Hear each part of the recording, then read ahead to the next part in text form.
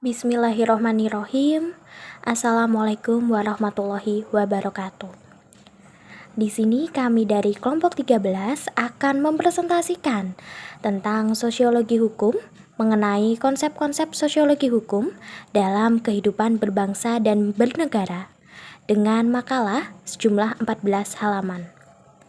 Sebelumnya, izinkanlah kami untuk memperkenalkan anggota kelompok kami, yaitu kelompok 13.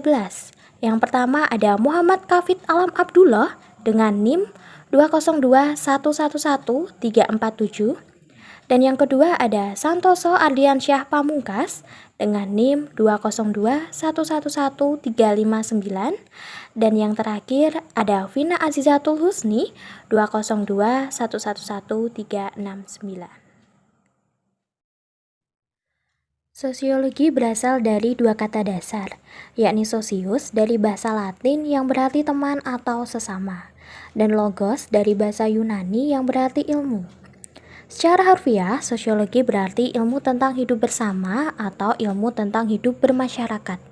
Sedangkan sosiologi hukum adalah satu cabang dari sosiologi yang merupakan penerapan pendekatan sosiologis terhadap realitas maupun masalah-masalah hukum.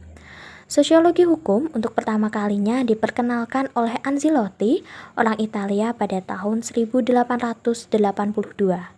Sementara itu, terdapat sosiologi hukum Islam. Kata-kata hukum Islam merupakan terjemahan dari term Islamic law, di mana seringkali dipahami oleh orang Barat dengan istilah syariat dan fikih. Hukum Islam secara sederhana dapat diartikan sebagai hukum agama yang bersumber kepada wahyu. Wahyu yang datang dari Tuhan yang Maha Benar bersifat absolut dan mutlak benar. Hukum Islam dalam tarik-menarik antara idealisme dan realisme. Idealisme berasal dari kata ide yang memiliki pengertian rancangan yang tersusun dalam pikiran, gagasan, dan cita-cita.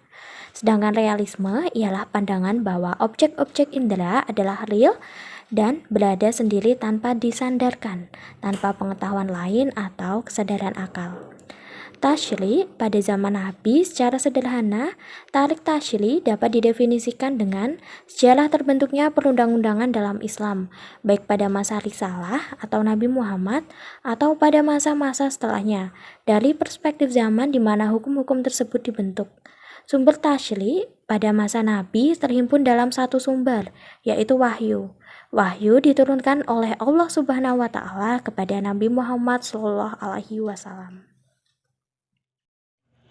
Hukum Islam pada zaman sahabat. Sahabat adalah mereka yang mengenal dan melihat langsung Nabi Muhammad SAW, yang membantu perjuangan dan meninggal dalam keadaan muslim. Adapun sumber hukum Islam pada zaman sahabat, yaitu Al-Quran, Sunnah, Ijma' sahabat. Hukum Islam pada zaman tabi'in. Tabi'in artinya pengikut, adalah orang Islam awal yang masa hidupnya setelah para sahabat Nabi dan tidak mengalami masa hidup pada zaman Nabi Muhammad. Usianya tentu saja lebih muda dari sahabat Nabi, bahkan ada yang masih anak-anak atau remaja pada masa sahabat masih hidup. Tabi'in disebut juga sebagai murid sahabat Nabi. Sumber hukum Islam pada zaman tabi'in. Al-Quran.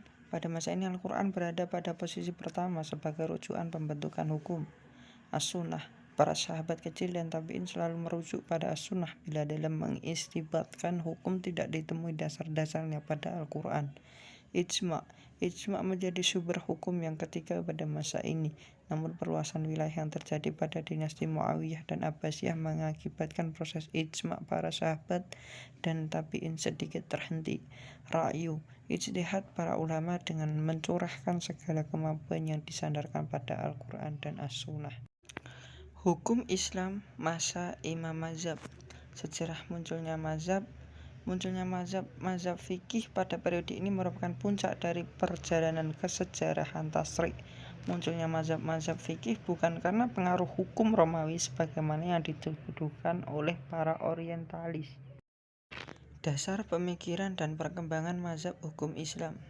1. Mazhab Hanafi didirikan oleh An-Nu'man ibn Thabit ibn Zuhri atau Abu Hanifah pada tahun 80-150 Hijriah. yang dilahirkan di Kufah. Imam Abu Hanifah mengajak kepada kebebasan berpikir dalam memecahkan masalah-masalah baru yang belum terdapat dalam Al-Quran dan As-Sunnah. 2. Mazhab Maliki. Mazhab ini dipegang oleh Maliki bin Anas.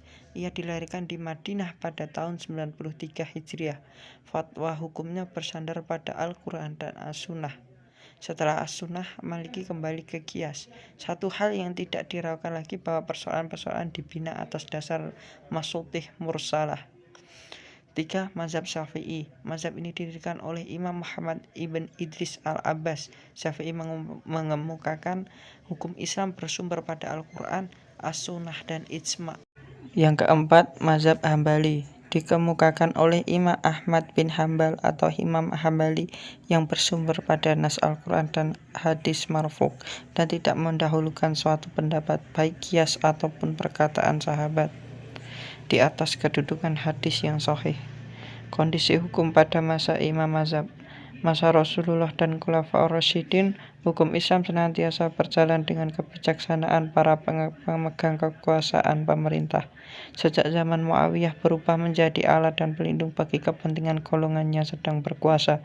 Pada masa dinasti Abbasiyah adalah masa puncak keemasan. Segala hal yang menyangkut kelembagaan negara, administrasi, peradilan, dengan segala macam transaksi harus memenuhi tuntutan dan tuntunan keagamaan. Pada periode dinasti Abbasiyah, gerakan penulisan dan pembukaan hukum-hukum Islam mengalami perkembangan dan kemajuannya sangat pesat. Hukum Islam pada zaman taklid. Pengertian taklid. Taklid adalah suatu ungkapan yang mencerminkan sikap seseorang yang mengikuti orang lain baik dalam pendapatnya maupun perbuatannya dengan meyakini realitasnya tanpa melakukan penyelidikan dan pemikiran terhadap dalilnya. Konsep dasar taklid. Taklid merupakan disiplin ilmu dalam usul fikih yang memiliki rukun untuk menjadi komponen pokok, di mana antaranya al-muqallad fih, al-muqallad, dan al-muqallid. Masa kejayaan taklid. Masa kejayaan taklid sendiri dapat diketahui dari beberapa hal, yaitu perkembangan pemikiran fikih seperti yang terdapat dalam kitab Mantan dan Syarahnya. Masa kejumudan taklid. Pada sekitar awal abad ke-3 Hijriah, umat Islam mengalami masa kemunduran. Masa ini adalah masa yang sangat menyedihkan dalam dinamika fikih karena keterpakuan tekstual dan taklid buta terjadi di mana-mana. Meskipun demikian, karya-karya ulama pada masa ini juga berjasa besar dalam perkembangan pemikiran fikih, yaitu membuat muhtasar atau ringkasan, syarah dan hasyiyah atau penjelasan karya para imam mazhab. Respon ulama terhadap taklid. Taklid muncul pasca imam mazhab, di mana pengikut imam mazhab ketika menemukan suatu peristiwa yang memerlukan jawaban hukum, mereka tidak lagi melakukan ijtihad, tetapi cukup mengikuti apa yang telah ditetapkan imam mazhab sebelumnya. Slide selanjutnya, hukum Islam pada zaman modern. Karakteristik hukum Islam pada zaman modern terdiri sempurna, elastis, universal, dan dinamis, sistematis, ta'akhuli, dan ta'abudi. Perkembangan hukum Islam pada zaman modern. Faturrahman Jamil berpendapat ada 3 sikap negara muslim dalam membuat perundang-undangan, antara lain: sikap pertama, mengakomodasi nilai-nilai hukum barat yang sesuai dengan syariat Islam dan bila perlu dijadikan sebagai bagian dari perundangan Islam. Sikap kedua, mengadopsi secara keseluruhan semua pemikiran hukum barat dan materi hukum yang diterapkan dalam hukum barat dijadikan undang-undang negara. Sikap ketiga, menolak semua pemikiran hukum barat dan materi-materi hukumnya sehingga tak satu pun hukum barat yang diterapkan dalam perundang-undangan negara. Asas-asas hukum Islam pada zaman modern. Hukum Islam zaman modern terdapat ada 3 asas: asas keadilan, kepastian hukum, dan asas kemanfaatan. Sumber dan metode hukum Islam pada zaman modern yaitu ada 3 sumber: Al-Quran, Al-Hadis, dan Ijtihad. Adapun metode hukum Islam diantaranya induktif, deduktif, metode campuran deduktif induktif. Tantangan hukum Islam abad modern. Faktor internal antara lain hukum Islam bercampur baur dengan hukum adat setempat, belum munculnya kader mujahid yang serius, belum adanya kepercayaan kepada penegak hukum. Dunia Islam masih menganggap rendah hukum dan sarjana hukum Islam.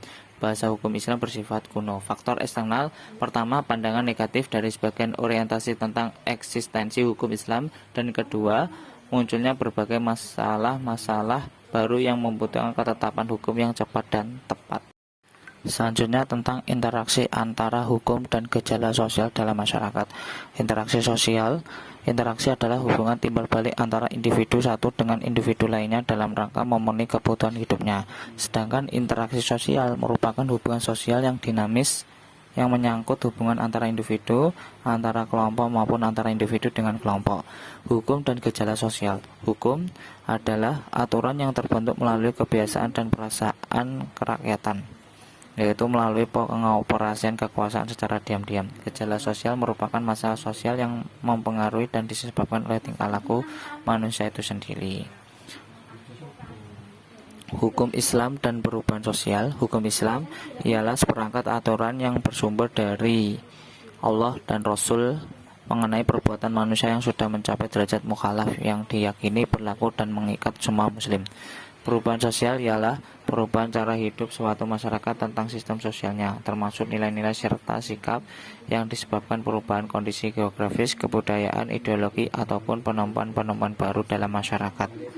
Hukum sebagai sarana untuk mengubah masyarakat. Hukum sebagai sarana mengubah masyarakat ialah penggunaan hukum secara sadar untuk mencapai suatu tertib atau keadaan masyarakat sebagaimana yang dicita-citakan.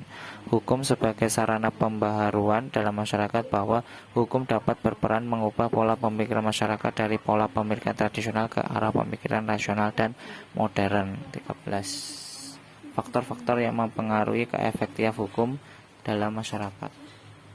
Slide selanjutnya, faktor-faktor yang mempengaruhi keefektifan hukum dalam masyarakat. Terdapat 4 faktor yang mempengaruhi efektivitas dan berfungsinya hukum dalam masyarakat, yaitu yang pertama, kaidah. Kaidah hukum atau peraturan itu sendiri. Dalam teori ilmu hukum dapat dibedakan antara 3 hal mengenai berlakunya hukum sebagai kaidah, yaitu kaidah hukum berlaku secara yuridis apabila penentuannya didasarkan pada kaidah yang lebih tinggi tingkatannya atau terbentuk atas dasar yang telah ditetapkan. Kaidah hukum berlaku secara sosiologis apabila kaidah tersebut efektif, artinya kaidah itu dapat dipaksakan berlakunya oleh penguasa walaupun tidak diterima oleh warga masyarakat. Teori kekuasaan atau kaidah ini berlaku karena adanya pengakuan masyarakat. Selanjutnya, kaidah hukum berlaku secara filosofis apabila sesuai dengan cita hukum sebagai nilai positif tertinggi. Yang kedua, penegak hukum. Penegak hukum atau orang yang bertugas menerapkan hukum mempunyai ruang lingkup yang sangat luas, oleh karena itu mencakup baik secara langsung maupun tidak langsung berkecimpung di bidang penegakan hukum. Ketiga, sarana atau fasilitas. Sarana atau fasilitas sangat penting untuk mengefektifkan suatu aturan tertentu. Sarana dimaksud adalah terutama sarana fisik yang berfungsi sebagai faktor pendukung. Yang keempat, warga masyarakat. Salah satu faktor yang menyebabkan suatu peraturan dapat berjalan efektif adalah warga masyarakat. Maksudnya adalah adanya kesadaran masyarakat untuk mematuhi suatu peraturan perundang-undangan derajat kepatuhan. Pengaruh dan akibat perubahan masyarakat pada individu dan kelompok. Dampak negatif bagi individu dan kelompok. Yang pertama, disintegrasi. Maksudnya memudarnya persatuan dalam suatu organisasi dan solidaritas antara yang kolektif, golongan, dan kelompok dalam masyarakat. Selanjutnya, masyarakat sekarang lebih tertarik dan berpindah seleranya. Dalam hal berpakaian, saat ini banyak sekali yang menggunakan pakaian seperti orang barat. Banyak ditemukan pergaulan bebas yang mana hal tersebut meniru cara pergaulan dari luar negeri seperti adanya seks bebas, mabuk-mabukan, dan sebagainya. Banyak orang yang lebih mengejar kesenangan duniawi yang mana hal tersebut mampu menggeser budaya malu menjadi tidak malu. Ditemukannya banyak limbah yang mencemari lingkungan yang diakibatkan oleh perusahaan asing yang didirikan di Indonesia dan lain-lain. Dampak positif perubahan sosial bagi individu dan kelompok. Yang pertama, nilai dan norma baru yang lebih sesuai dengan tuntunan perkembangan zaman. Adanya kemajuan dalam hal komunikasi yang dapat memudahkan komunikasi antar masyarakat. Di daerah-daerah perbatasan dan terpencil sekarang sudah banyak yang menggunakan handphone dan dapat dengan mudah dilihat di berbagai lapisan masyarakat.